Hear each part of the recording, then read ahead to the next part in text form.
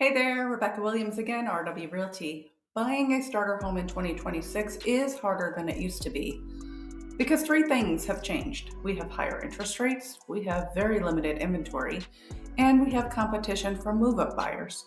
Those factors combined are going to squeeze that price range more for first time buyers that are looking.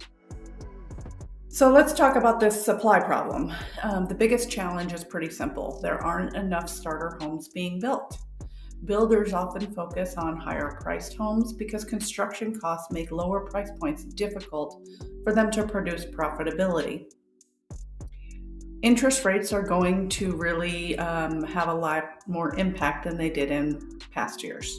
Higher interest rates are going to reduce affordability. For example, a $350,000 home at 6.5% interest, the monthly payment before your taxes and insurance are included is going to be about $2,212. That pushes some buyers into smaller homes or out into different locations than they originally wanted to be in. Move up buyers are competing in that same price range. So many move up buyers are staying in smaller homes a lot longer than they had planned because of their interest rates that they're locked into in their older properties. So this means that first-time buyers and move-up buyers are often competing for that same $300,000 to $450,000 price range property. Some of the risks that we see here are that first-time buyers are sometimes going to stretch themselves financially just so that they can become a homeowner. That can create some real long-term stress if you buy a resale property and you have repair costs that come up, if your property taxes are increased, if your insurance costs rise. The goal shouldn't just be to buy a home. It should be one that you can own comfortably. So let's look at a little bit of local context here.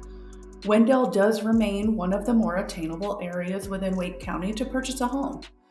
But the inventory in that starter range can move quickly because it is accessible for those first-time buyers. The move-up buyers are often going to be competing in those same price points. Investors sometimes come in and target those same properties as well. So if you're a first-time home buyer in 2026, there's a few things you really need to consider. You need to look at what payment are you comfortable with, not how much the house costs. What does your payment look like?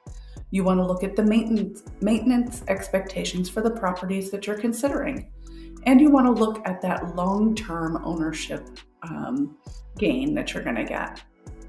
You want to make sure that you're stable and not stretching. If you're trying to evaluate what makes more sense for you, I can help you walk through those numbers, help you understand some of the trade-offs, and we can figure out if now is the time.